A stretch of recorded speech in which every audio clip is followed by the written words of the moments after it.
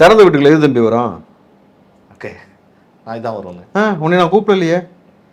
அங்கே ஊடக வேலையெல்லாம் கூப்பிட்டா எந்தெந்த ஊடக வேலை கூப்பிட்டுருக்காங்க எல்லாத்துக்கும் பாஸ் கொடுத்துருக்காங்க. ஓகே, இந்தந்த ஊடகவியலர் வராங்கன்னு அவங்க சொல்லி இந்தந்த ஊடகவியலுக்கு பாஸ் கொடுத்தாங்க. உனக்கு கொடுக்கவே இல்லையா? உனக்கு கூப்பிடவே இல்லையா? திறந்த வீட்டில் ஏதோ நல்ல மாதிரி நீயே வந்த முதல்ல நீ யாருன்னு எல்லாத்துக்கும் தெரியும். முதல்ல நீ ஊடகவியலரே கிடையாது. ஊடகவியலர் கேவலப்படுத்துற அந்த போர்வையில் உட்காந்துக்கிட்டு எவ்வளோ அநாகரிகமாக பேசியிருக்கிற.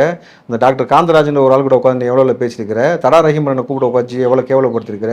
நீ கூப்பிடுற காமாட்சி நாயுடு அவர்களை கூப்பிட்டு வயசு வித்தியாசம் இல்லாமல் வந்து நீ அவரை எவ்வளோ கேவலப்படுத்திருக்கிற. நீ இது வரைக்கும் கூப்பிட்ட எந்த கெஸ்ட்டு நீ கேவலப்படுத்தாம இருக்க. கேவல தானே படுத்துற. ஒரு முறை வந்த கெஸ்ட் யாரும் நடத்தும் போக மாட்டாங்க. நீ தொடர்ச்சியா சீமான் மீது எவ்வளவு விமர்சனமா இருக்கட்டும், நீ ஏன் வந்து பர்சனலா ஒரு ஆளை கூப்பிட்டு தனிப்பட்ட வாழ்க்கையை பத்தியே பேசி ஏன் அப்புறம் கேவலப்படுத்தின? உன்னுடைய நோக்கம் என்னவா இருந்துச்சு? நான் இவ்வளவு கேட்கறேன். ரொம்ப சிம்பிளா ஒரு விஷயம் கேட்கறேன் தம்பி. உனக்கு போலீஸ் பாதுகாப்பு கொடுத்துருக்காங்க, கரெக்டா? நீ போலீஸ் கேட்டு வாங்கியிருக்கிற. நீ போலீஸ் இல்லாம போய் அங்க வந்த? நீ போலீஸ் இல்லாம உனக்கு அங்க என்ன வேலை? உனக்கு பாதுகாப்பு போலீஸ் கொடுத்துருக்காங்கல்ல, அப்ப நீ போலீஸ் இல்லாம அங்க வந்திருக்கனா உனக்கு என்ன நோக்கம்? வித் மாஸ்கோட வராரு. மாஸ்க் போட்டுட்டு ஏன் வர? மூஞ்சியை மறைச்சிட்டு போலீஸ் இல்லாம போலீஸோட ஒரு ஆள் அங்க வந்துட்டாரு, மாஸ்க் போடாம மூஞ்சியை காமிச்சிட்டு வந்தாக்கா நீ யாருன்னு தெரிஞ்சிடும்.